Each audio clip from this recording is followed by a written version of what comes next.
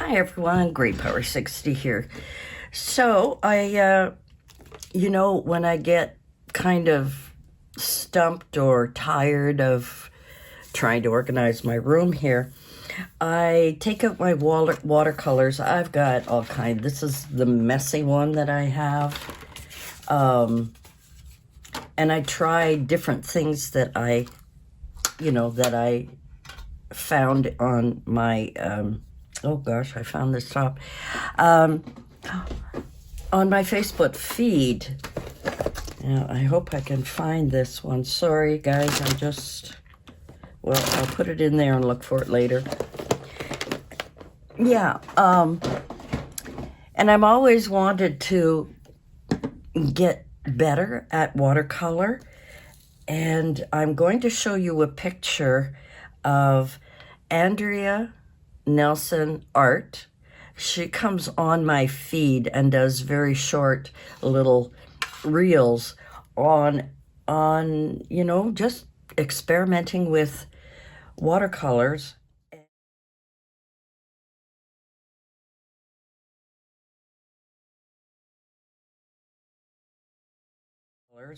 And this is what I came up with. Now, I watched her video, and then I came in here and started working.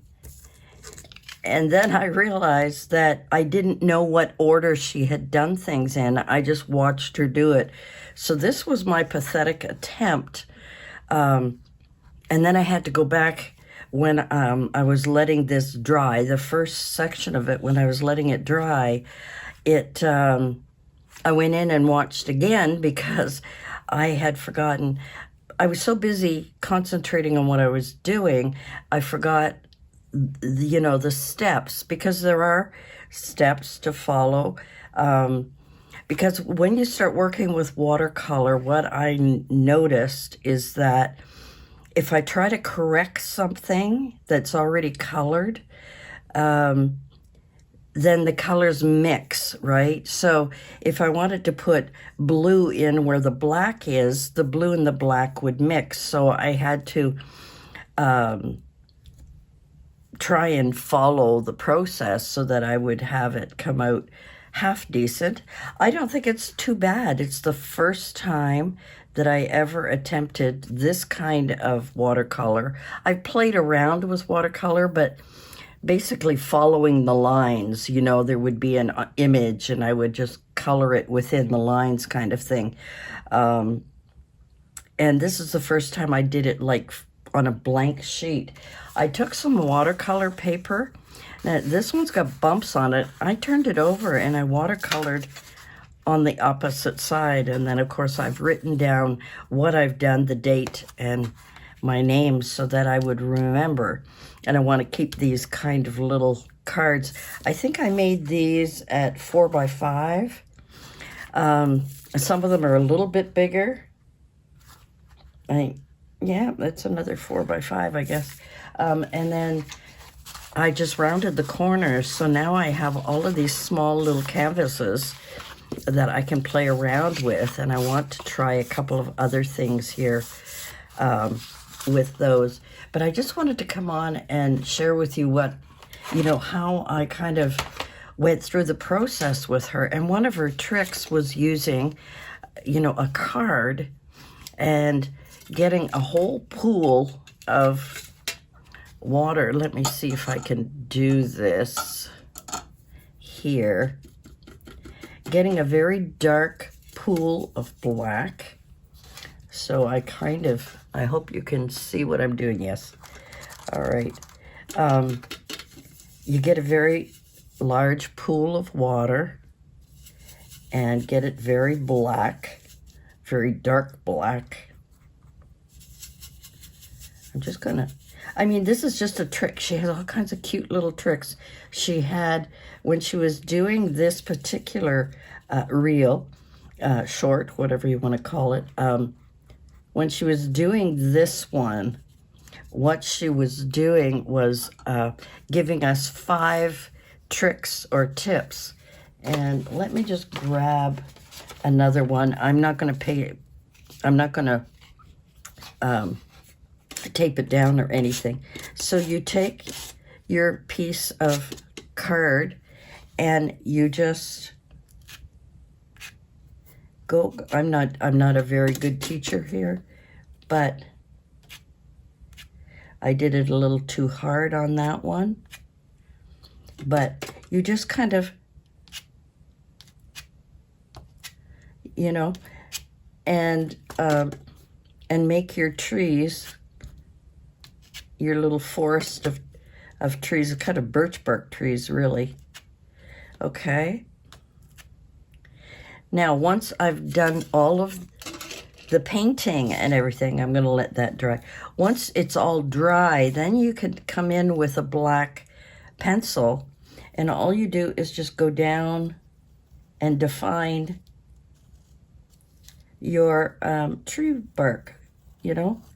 I mean, I'm not doing a very good job right here, but it's just to give you an idea of how you define it later. You don't have to do this right away. It's kind of one of those things where you do it after the fact. And it's just to define the tree. But look at that, you know, that's a little trick. The other trick that she was sharing was that, and I did this all wrong, was just let it blob on. So when I'm doing, let's see if I can grab the other color. I don't know if I can do it. I mean, I am not, believe me, believe me, I am not an artist at all, but I love to try different tricks. So here I blotched it wrong. But if you come in and just allow it to kind of spread by itself, you can, you know, move it around, shake it up, add more water. Again, I don't have the proper brushes, but you just kind of go around and just allow your brush to kind of do things, and you can shake it. I mean, she didn't say this, but that's what I'm kind of thinking, you know, and kind of get it to go all over the place. I did not moisten my watercolor paper before I did this. She didn't say you could do that, so I didn't. But if you find something is too blotchy, you can also come in with a little piece of paper towel and just kind of, but again, see how mine are kind of small and blotchy, but you really need to make them bigger, kind of like, you know, don't be shy to spread the whole thing out, which is what I did this instead of doing this kind of thing, you know, where it's really concentrated. And of course I went to the edges. With this one I did tape it off, but just to give you an idea, you know, go right to the edge and make it a nice big blotch, and then you let it dry. And every step that I take is, you know, one step closer to actually creating something, and I was kind of excited about it. So once that dry, I mean, it's watercolor is a long process.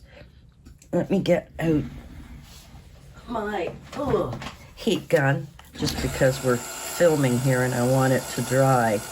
I just want to get it a little bit drier so that I mean, I'm not teaching this. I'm just showing you what I did. I am not an artist, obviously. You can tell I'm definitely not an artist.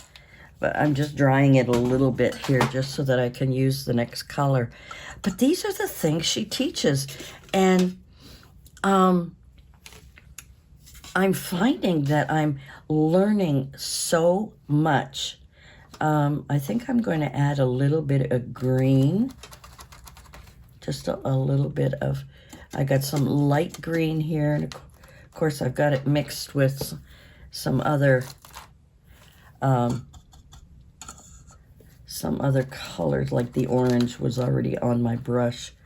And I put it on the little palette cover here. I call that a palette. I put it on here, you know, and then once that is dry, I can come in and just sort of add a little bit of green to it, you know, because we do have some green leaves. And okay, I didn't add too much, but then I added a little bit of red in there just to give me a little bit more of the colors of autumn, and just added in. And of course it will mix colors, right? So I didn't do that right, but yeah, I'm not very good at this, guys. I'm just showing you what I learned and how I can screw up just like everybody else. And the other thing I like to do is use a paper towel to soak up the excess water. Anyway, that's kind of what she taught, and that's what I ended up with. I made a couple of mistakes along the way, but anyway, I am on a little art journey, an art journey using watercolors, using my acrylic paints. And I've discovered that because I haven't used my acrylic paints in about a year, a lot of them are all dried up. And I've got to go out and get some more, purchase some more.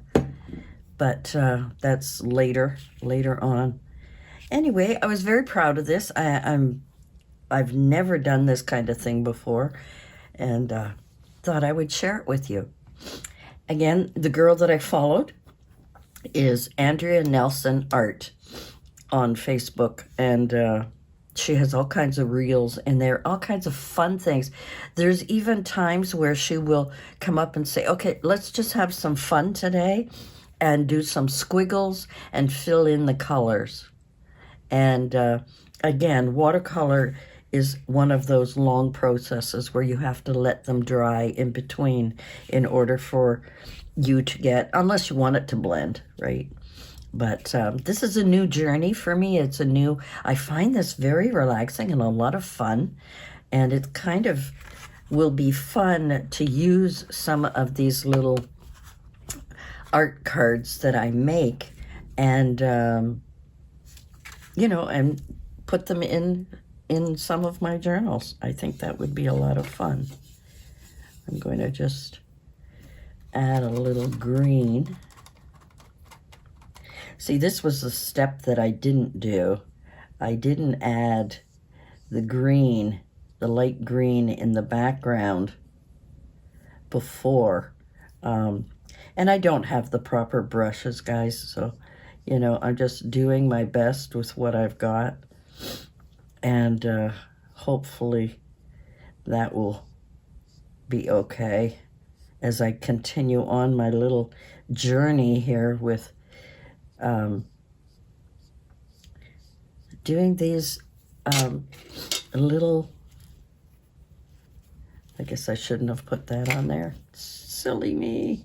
I didn't want it to blotch.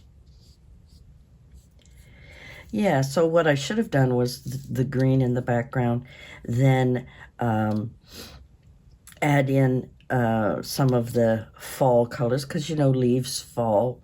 So that would be something else that I would need to do once that is dry. You know, and then add the dark green in, because it's closer to you, add the dark green. And the other tip was that while you still have a puddle of paint down here, you take the end of your brush and you just swoosh it up, and it gives the illusion of grass. And unfortunately, I didn't do that because I didn't go back and watch it again.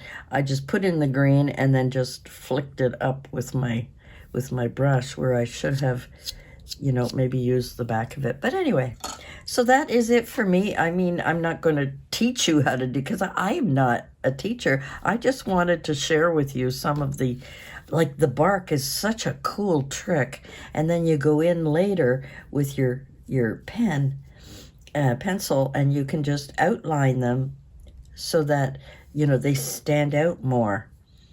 Yeah. Anyway, guys, that's it for me on my little experimental journey with watercolor. I just think it's a lot of fun. And I'm kind of proud of this because I know it's not perfect. It's kind of, but I like the tips that she gave, and it gave me more ideas on how I could create other cards, other artwork. And my art book that I use, let me get it. Oh. I call this my art book. I don't think it is appropriate paper because it's just thin paper, almost like, and I've been, playing around with it, doing the Dutch door thing, not on both sides because I don't do both sides. And yeah, I've been playing around with these different images, different things that I've been trying, different stencils and different art. This is, I don't think I dated. Yeah, I dated that one. I didn't date this one, but obviously it was for the fall, for Halloween. So I wished it was watercolor paper, but I could put this in here and frame it and add another page to my art journal. This was fun. I enjoyed doing this, and I did use some watercolor on here. And you can tell it's all bumpy in the back, but I did use paper in between. So that was my Halloween. I don't know if I ever showed you guys this. That was my Halloween one.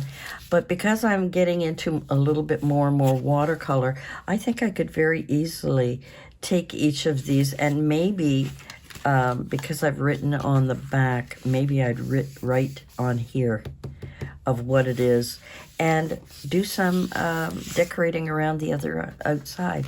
That'll be another process. I just love doing this because I don't think I'm artistic, but I love certain color combinations, certain